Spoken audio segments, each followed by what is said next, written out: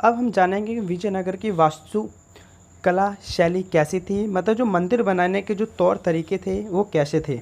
तो यहाँ पे मैं आपको बताऊँ कि जो मिश्रण था, मतलब चोल साम्राज्य, होयसल, चालुक्य शैली, वहाँ पे और भी राजा थे दक्षिण दक्षिण भारत में, उन सभी राजाओं का ये मिश्रण कहा जाता है विजयनगर वास्तुकला की शैली को। मंदिर की दीवार पर नक्काशी की जाती थी, कई प्रकार के उस पर डिज़ाइन बनाए जाते थे। गोपुरम का निर्माण किया जाता था। गोपुरम एक प्रकार का प्रवेश द्वार होता था जो बहुत ही अलग ही डिज़ाइन में बनाया जाता था। बहुत उसके ऊपर शिखरों का निर्माण किया जाता था। पिलर बहुत महत्वपूर्ण योगदान देते थे। जो मंदिर थी वो पिलर पर ही टिकर थी, जिसे स्तंभ कहते हैं। दीवारें बहुत बड़ी थी और यहाँ तक कि जो मंदिर थे उनको चारों तरफ से स्क्वायर टाइप में दीवारों से घेरा गया था। आप इसे देख सकते हैं। प्रत्येक मंदिर में मंडप होते थे। मंडप का मुख्य स्थान होता था जहाँ पे लोग विश्राम किया करते थे, वो अन्य कर्म पूजा के किए जाते थे। गर्भगृह बनाए जाते थे। गर्भगृह वो होते हैं जहाँ पे भगवान की मूर्ति को स्थापित किया जाता था। और अधिकतर जो मंदिरों का निर्माण किया गया है वो ग्रेनाइट पत्थर से किया गया है। उदाहरण के लिए अगर मैं बताऊं तो एक विट्ठल मंदिर है, विरूपाक्ष मंदिर हो सकती है, कमल महल, ये महल है राजा का महल, हम्पी का रघुनाथ मंदिर और आदि। और इनमें शिखर बनाया जाते थे मंदिर के ऊपर। अब यहाँ पे कुछ दो मंदिर का वर्णन किया है। एक है विट्ठल मंदिर, एक है विरूपाक्ष मंदिर। अगर आप चित्र में देखेंगे कि बाहरी जो दीवार है उसे पूरी तरह से तांबे से ढका गया है। छत पर उसके जो छत है उस पर जानवर की मूर्तियाँ बनाई गई है।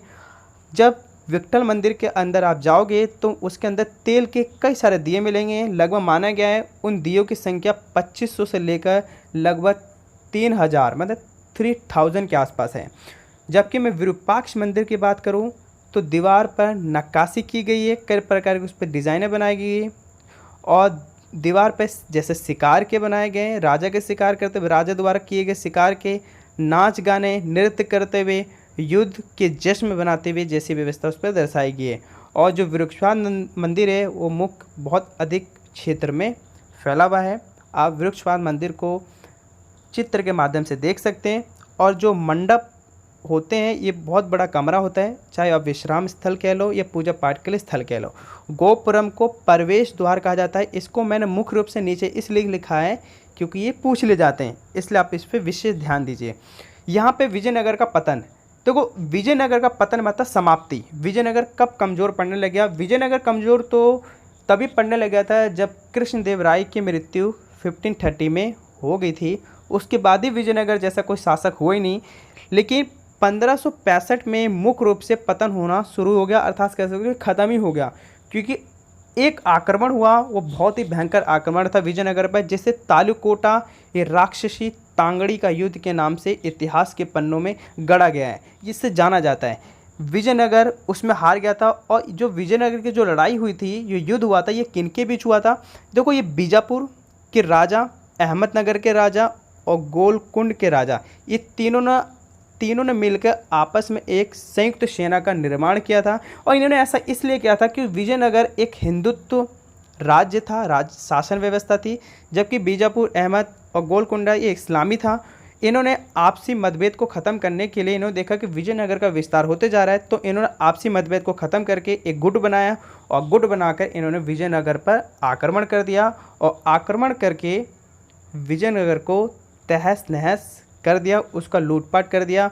और अब कहा जा सकता है कि विजयनगर का पतन पूर्ण रूप से हो गया। लेकिन इसके बावजूद यहाँ पे अरावली वंश कुछ समय तक रहे, है ना। लेकिन विजयनगर, अहमदनगर और गोलकुंडा इसके नज़दीक विजयनगर के उत्तर में थे। आप इसे मैप के माध्यम से देख सकते हैं। अब महत्वपूर्ण तथ्य मैं छोटा सा बताना चाहूँगा कि जो हम्पी था उसकी सुरक्षा हेतु राष्ट्रीय स्थल 1776 में सरकार द्वारा घोषित किया गया। हम्पी को यूनेस्को द्वारा, जो बहुत बड़ा एक संगठन है यूएनओ का, उसने विश्व धरोहर घोषित कर दिया 1986 में।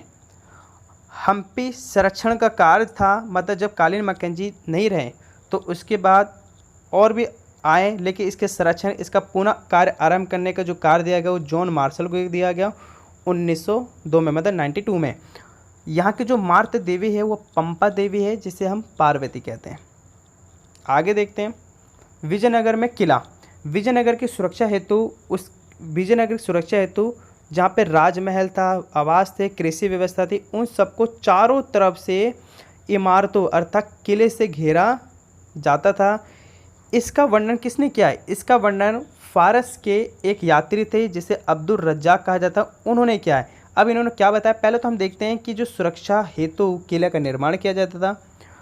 अब्दुल रज्जाक थे फारस के, ये क्या कहते हैं, दुर्गों को 7 पंक्तियों, इन्होंने दुर्गों की 7 पंक्तियों का उल्लेख किया है कि जो दुर्ग बनाए जाते थे वो कुल 7 पंक्तियों में बनाए गए थे।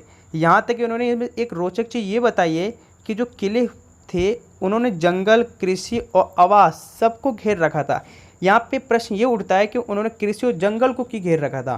तो इसका उत्तर हम ये दे सकते हैं कि जब लड़ाई होती थी तो वो लड़ाई के लिए जो जो प्रतिद्वंदी होते थे वो वहाँ पर 1 महीना, 2 महीना, 3 महीने तक टिके रह जाते थे और वो इंतज़ार करते थे कि किसी राजा का मतलब उसके जो शासन व्यवस्था है, प्रशासन है, उसमें भंडारण मतलब जो खान पान का सामान है वो ख़त्म हो जाए। जब वो ख़त्म होगा तब तो किले से बाहर आएंगे। तो इसी चीज़ को ध्यान में रखते हुए विजयनगर ने कृषि और जंगलों को कवर कर लिया, मतलब पूरे को किले से घेर दिया। अगर मान लो कि कभी कोई आक्रमण करता है तो वो किले के बाहर तो रहेगा और हमारे देश में खाद्य से संबंधित समस्या भी उत्पन्न नहीं होगी। यहाँ पे अब्दुल रज्जाक ने बताया है कि पहले, दूसरे और तीसरे किले के माध्यम से खेत, बगीचे और आवास की घेराबंदी की गई थी। महत्वपूर्ण इमारतें जो थी उनकी भी की गई थी, उनको तो मुख्य रूप से घेरा गया था, बड़े बड़े किले से घेरा गया था। यहाँ तक कि मंदिरों को भी और राज की जो महल थी उसकी भी घेराबंदी की गई थी उच्च किले के माध्यम से।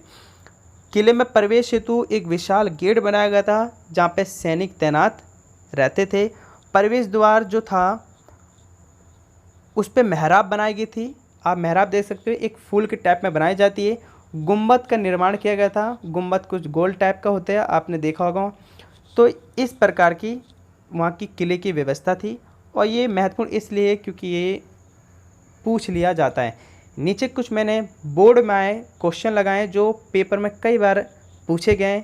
आप इन सभी क्वेश्चन को स्वयं और किस टीचर की सहायता से ज़रूर करना, और अगर आप अपने ज्ञान को परखना चाहते हो तो आप इसकी एमसीक्यू देखिए, और एमसीक्यू वीडियो के लिए हमने डिस्क्रिप्शन में आपको लिंक दे रखा है, आप वहां जाकर वीडियो को देख सकते हैं। दोस्तों आज के लिए इतना, नमस्कार।